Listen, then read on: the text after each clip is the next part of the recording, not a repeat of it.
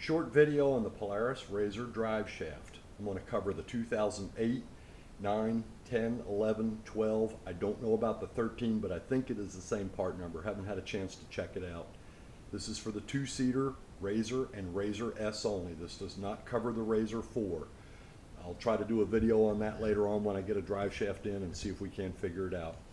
Question that I'm seeing a lot pop up on the forums is guys are doing service and their U-joints are not phased 90 degrees like you might expect to see on an automobile or a small truck drive shaft.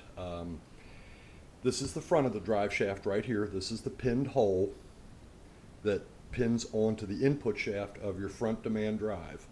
Here the drive shaft is laying flat on the table, so we have one axis of the U-joint exactly east and west, and we have the other axis of the U-joint exactly north and south. So that's laying flat on the table. Come down to the other end here, and you're going to see that the U-joint is on a 45-degree angle. It is phased 45 degrees off of what the other end of the drive shaft is.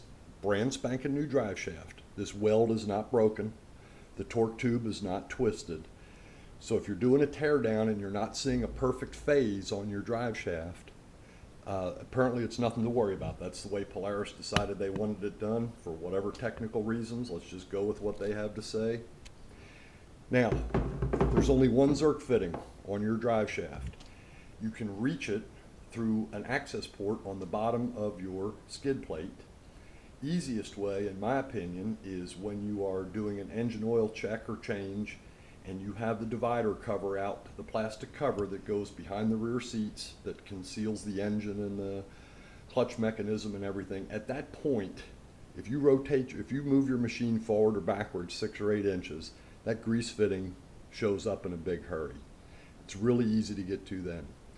2 or 3 shots of grease, and all that's greasing is the spline shaft. Hard to see here.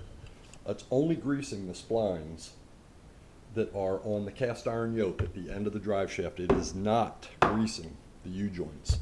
These are sealed for life bearings, and that means the life of the bearing. Doesn't mean your life. So when the bearings are shot, they got their service life out of them. I'm going to try to research what the part number is for these bearings here.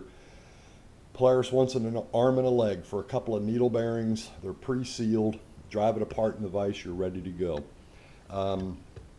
Once again, the out of phase issue, the question appears to be a non-issue. It appears to be what Polaris wanted. And get back here in the picture. The part number for this Polaris part from your local Polaris dealer or other source of supply is 133-2651. It's 133-2651, and country of origin, US. It actually looks real high quality and everything. When you're doing a reassembly, doesn't hurt to slather this with grease by hand. Again, the roll pin, smallest drift pin punch that you have, hit it in the center hard with a smaller hammer, believe it or not, and that shock wave will go in and probably break that loose. If it doesn't, I'm lucky enough to have an air chisel with a pointed adapter on the end, and it allows me to